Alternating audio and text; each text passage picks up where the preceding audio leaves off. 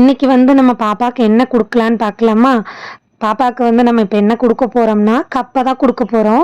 மரவள்ளிக்கிழங்கு தான் குடுக்க போறோம். மரவள்ளிக்கிழங்கு ரொம்பவுமே நல்லது.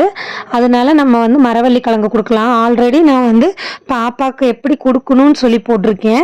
அது 6 மந்த்ல இருக்கிற குழந்தைங்கள்லேருந்து எல்லாருக்குமே குடுக்கலாம். இன்னைக்கு கப்ப எங்களுக்கும் செய்யறனால, சரி எங்களுக்கு செய்யற மாதிரியே தன்யாக்கும் செஞ்சிடலாம் அப்படின்னு சொல்லிட்டு தாளிச்சு தான் செய்ய போறோம். அதனால சரி எங்களுக்கு செய்யற மாதிரி அவளுக்கும் செஞ்சு கொடுக்கலாம் அப்படின்னு சொல்லிட்டு தான் இன்னைக்கு கப்பை ரெடி பண்றோம். கப்பைக்கு ஃபர்ஸ்ட் அந்த கப்பை ஒரு சிலது ரொம்ப அந்த தோலே உரிக்க முடியாது பார்த்தீங்களா, அதெல்லாம் தண்ணியில் ஊற வச்சுட்டிங்கன்னா கொஞ்ச நேரம் கழிச்சு கீரி உரிச்சா உடனே வந்துடும். இது கொஞ்சம் ஈஸியாகவே இருந்துச்சு. ஒரு கோடு போட்டோடனே வந்துருச்சு. அதனால அந்த தோலெல்லாம் ஃபஸ்ட்டு உரிச்சிட்டு ஒரு கழுவு நல்லா கழுவிக்கலாம். கழுவிட்டு நம்ம அப்படி துண்டு துண்டாக வெட்டி போட்டுக்கலாம். நம்ம பாத்திரத்தில் சாப்பாடு வடிப்போம் இல்லையா, அந்த பாத்திரத்தில் கூட நீங்கள் வேக வைக்கலாம். நான் இப்போ வெளியில் போகணும், டைம் ஆயிடுச்சு. சரி பாப்பாவுக்கு சாப்பாடு கொடுத்துட்டு அம்மாட்ட விட்டுட்டு போகலாம், சாப்பாடு ரெடி பண்ணி வச்சுட்டு விட்டுட்டு போகலாம் அப்படின்ட்டு தான் டக்கு டக்குன்னு தோலெல்லாம் உரிச்சிட்டு எல்லாம் துண்டு துண்டாக வெட்டிட்டேன். துண்டு துண்டாக வெட்டிட்டு இதுக்கு நமக்கு எவ்வளோ தண்ணி தேவைப்படுமோ அந்த அளவு தண்ணி ஊற்றி நம்ம வேக வச்சுக்கலாம். அதோட கொஞ்சம் அதிகமாக தண்ணி ஊற்றி வச்சுக்கலாம். குக்கரில் வைக்கிறனால ஒரு பிரச்சனை இல்லை. குக்கரில் வைக்கும்போது நீங்கள் ரொம்ப ரொம்ப விசிலெல்லாம் விட வேண்டாம். ஏதோ 1 2 விசில் விட்டால் போதும். நான் 2 விசில் விடுறேன். நீங்கள் ஏதாவது ஒரு விசில் விட்டால் கூட போதும். பாத்திரத்தில் வச்சா லேட் ஆகுமேன்னு சொல்லிட்டு இதில் வைக்கிறேன். இது கூட நான் 1 ஸ்பூன் உப்பு போட்டுட்டு கொஞ்சோண்டு மஞ்சத்தூள் போட்டேன். எப்படி தாளிக்கும் போது போடுவோம், நான் வேக வைக்கும் போதே போட்டேன். டைம் இல்லாதனால சுடு தண்ணி ஊற்றிட்டேன். பச்சை தண்ணி கூட ஊற்றி நீங்கள் வைக்கலாம், எந்த பிரச்சனையும் இல்லை. சுடு தண்ணி ஊற்றலாம், பச்சை தண்ணி ஊற்றலாம். டக்குன்னு விசில் வரும் இல்லையா, அதனால நான் சுடு தண்ணி ஊற்றினேன்.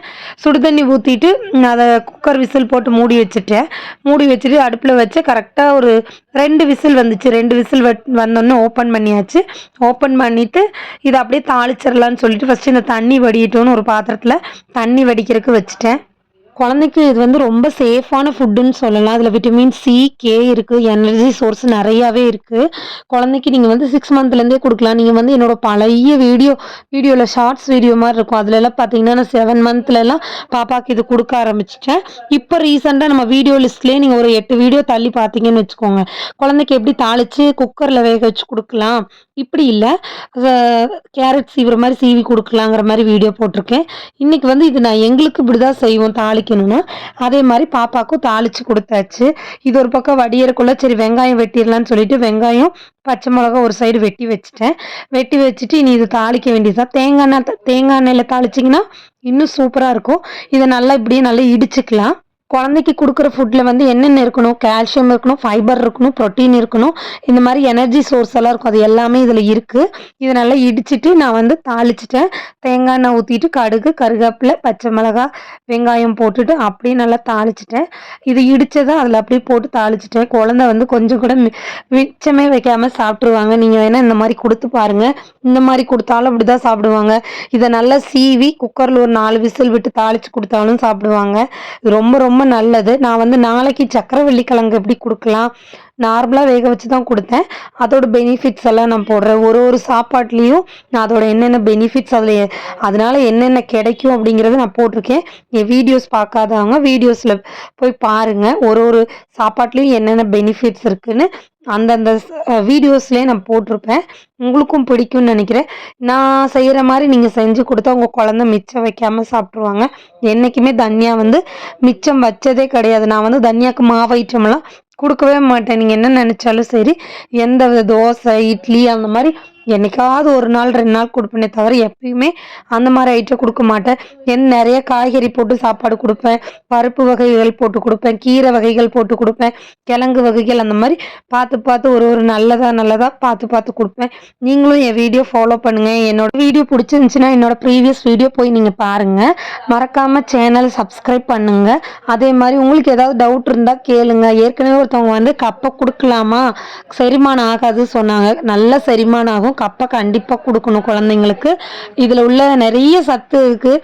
இது கொடுக்கக்கூடாது அது கொடுக்கக்கூடாது அப்படிங்கிறது எதுவுமே இல்லை. நான் பாவக்காயோட இலை சாறு கூட நாங்கள் பாப்பாவுக்கு கொடுத்துருக்கோம். எதுவுமே இது கொடுக்கக்கூடாதுன்னு இல்லை. எல்லாமே நம்ம இப்போ கொடுத்து பழகினாதான் அவங்க போக போக சாப்பிடுவாங்க. நம்ம எதுவுமே கொடுக்கலன்னா அவங்க சாப்பிடவே மாட்டாங்க.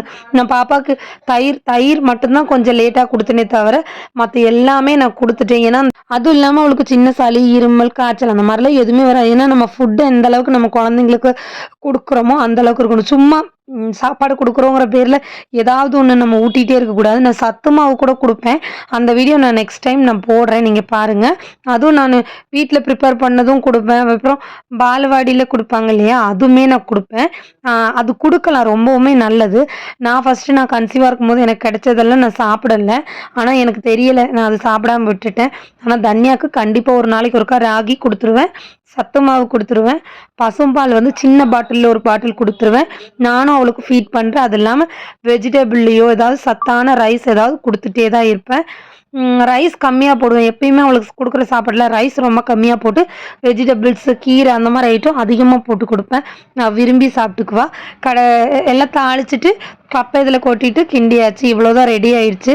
இப்படி தான் இருக்கும். நீங்கள் இப்படி செஞ்சு கொடுத்து பாருங்கள், பாப்பா சாப்பிட்ருவா, உங்கள் குழந்தை சாப்பிட்ருவாங்க. இந்த வீடியோ பிடிச்சா மறக்காமல் சப்ஸ்கிரைப் பண்ணிடுங்க. தேங்க்யூ.